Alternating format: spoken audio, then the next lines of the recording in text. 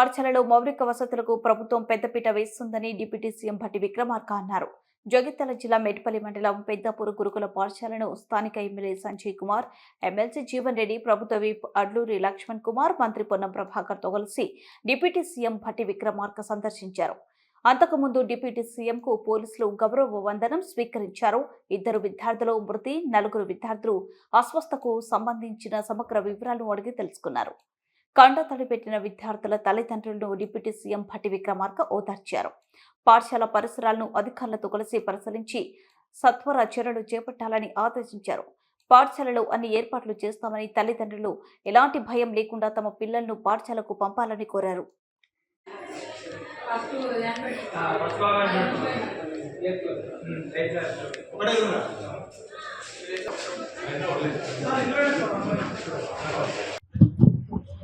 ఇద్దరు చిన్నారులు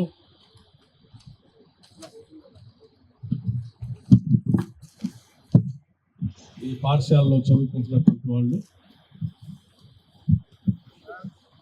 కొన్ని దురదృష్టకరమైన స్నేక్ బైట్ అని చెప్తా ఉన్నారు.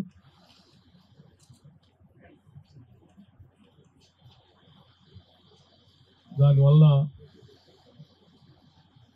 2 మరణించారు. ఇంకో 2-3 అస్వస్థకు గురైతే వారికి వెంటనే వైద్య సదుపాయం అందించడం వల్ల వారు కోలుకున్నారు.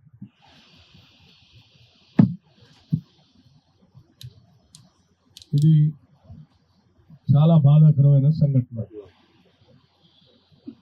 ఆ పిల్లలిద్దరి ఆత్మకి శాంతి చేకూరాలని భగవంతుని ప్రార్థిస్తూ ఉన్నాం. వారి తల్లిదండ్రులకు ప్రగాఢమైనటువంటి సానుభూతిని కూడా తెలియజేస్తూ ఉన్నాం. తెలిసిన వెంటనే స్థానికంగా ఉన్నటువంటి పెద్దలు జీవన్ రెడ్డి గారు, లక్ష్మణ్ కుమార్ గారు, సంజయ్ గారు, నరసింహరావు గారు, స్థానికంగా అందుబాటులో ఉన్నటువంటి నాయకులంతా కూడా ఈ పాఠశాలను సందర్శించి తీసుకోవాల్సిన చర్యల గురించి వారు రాష్ట్ర ప్రభుత్వం దృష్టికి తీసుకొని రావటం, వెంటనే ఇక్కడికి వచ్చి ఈ ప్రాంగణం అంతా చూసి పరిసరాలను కూడా చూసి ఇటువంటి సంఘటనలు పునరావృతం కాకుండా భవిష్యత్తులో ఏ స్కూల్లో కూడా జరగకుండా ఉండటం కోసం తీసుకోవాల్సిన చర్యలన్నీ తీసుకోవాలని చెప్పి యావత్ మంత్రిమండలం అంతా కూడా ఆలోచన చేసి కావాల్సిన ఏర్పాట్ల కోసం నేను ఇక్కడ బయలుదేరి రావడం జరిగింది. రాష్ట్ర ప్రయోజనాల దృష్ట్యా పెట్టుబడుల కోసం అమెరికాలో ఉన్నటువంటి రాష్ట్ర ముఖ్యమంత్రి వర్యులు రేవంత్ రెడ్డి గారికి కూడా సంఘటన తెలిసిన వెంటనే నాతో వాళ్ళు మాట్లాడారు.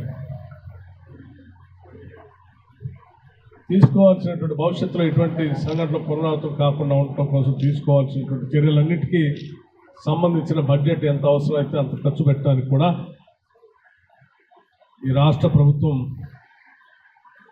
సిద్ధంగా ఉందని కూడా ఈ సందర్భంగా మీడియా మిత్రులందరికీ తెలియజేస్తా ఉన్నాం. మంత్రిమండలి